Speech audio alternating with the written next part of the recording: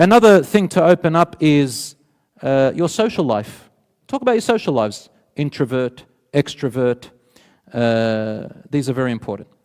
Knowing a person's friends is very important, because the friends can tell you a lot about yourself, and usually you've got to investigate. A good thing is to look on social media, ask other people about them. There's nothing wrong with that. Number 8, talk about children, having children, and raising them, educating them, and very importantly, naming them. I'll repeat it. Naming them. What did I say? Naming them. This is a big thing. I've seen couples fall apart over the naming of a child. Some people are very strict with culture. And some people, their parents, they interfere too much. That's why when I told you talk about family and how they are, you'll open up these other areas that will tell you a lot about the person and yourself. Look, there's no right or wrong answer here, brothers and sisters. I'm not telling you what the answer should be. What we're telling you is these are factors that you guys need to learn about. And then decide. Go home, think about them, and then make a decision. Don't be hasty.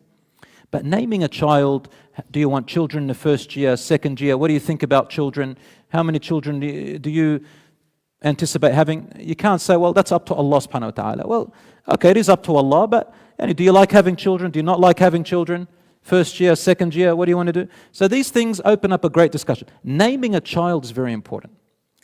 I've seen couples, they fall apart because the father or the mother, they pressure, for example, the son to name the child after the dad's name.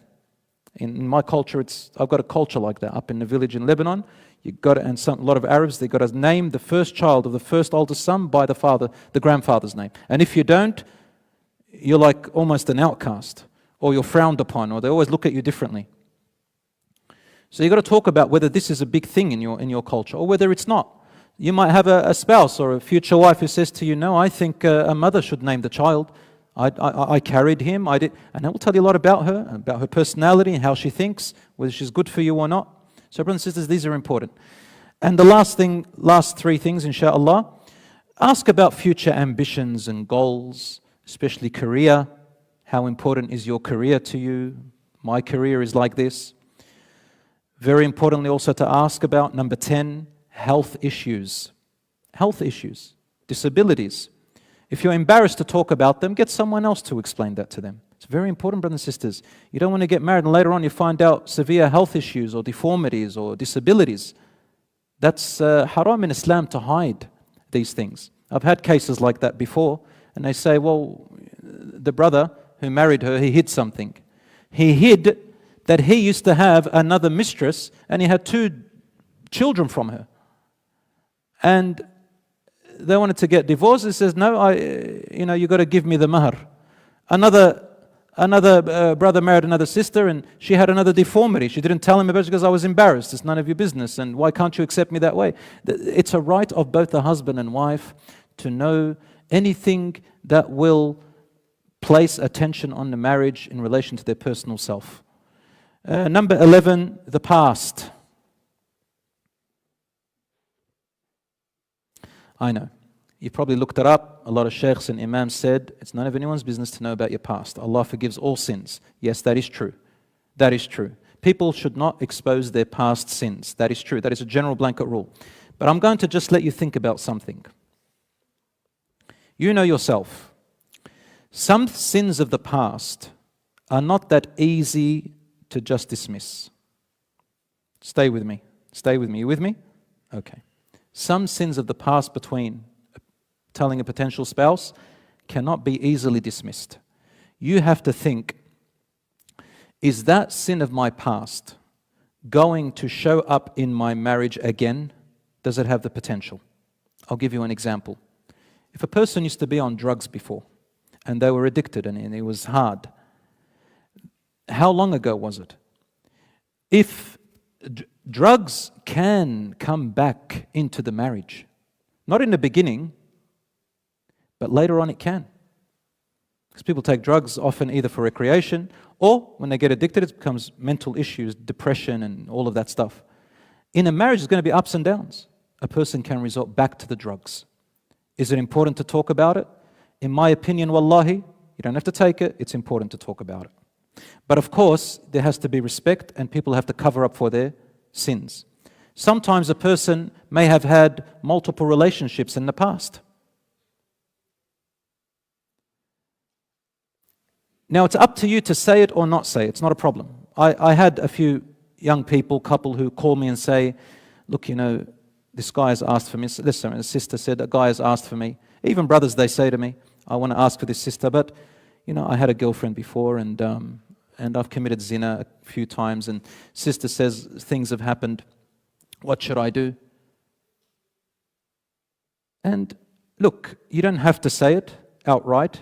You can hint it. You can send someone to say it in a different way. I've helped a few young people when they've come to me and I said, look, if you want, I can talk to the person. And I've done it before in a very respectful and in a way that is a hint without putting the other person on the spot. Now, the reason we say that sometimes what happens, if you get married and that is something that is important to you, if you want to ask that question, you can ask that question. But the other person does not have to answer the question.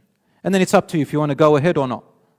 Let's say they asked you the question and says, look, my sins are in the past, I don't want to talk about them. Well, that's up to, sorry, I scared you. Well, the other person can say, well, I don't want to go ahead, or you go ahead at your own risk. However, talking about it, I think, is important even in some way. I know couples who got married later on, and when they found out about their past, it came back, pictures came up, things like that, and it caused the trauma, between them, distrust. So sometimes I say it's good, and at times I say maybe, and at times I say it's none of their business. It's none of their business if it's totally in the past. You've got people, for example, who've converted to Islam, reverted to Islam, or people who repented to Allah, and the other person who's asking for them, they know that they had, a non-believing life, or they were in a sinful life. You don't have to talk about the details. You can say, look, I lived a sinful life, and I didn't know, and I have repented. That's it. You don't have to say much more than that, inshallah. But just remember this.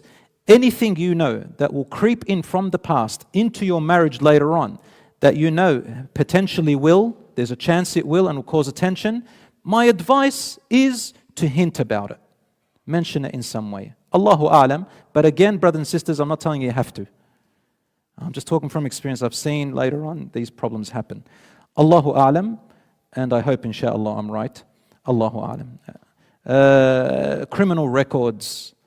I've been in prison before, for example. No, I haven't been in prison. I'm saying that if a person says I've been in prison before, you need to say these things, because that's going to affect the family as well. And lastly, how would you want a wedding? You might be thinking, is that important? It's very important.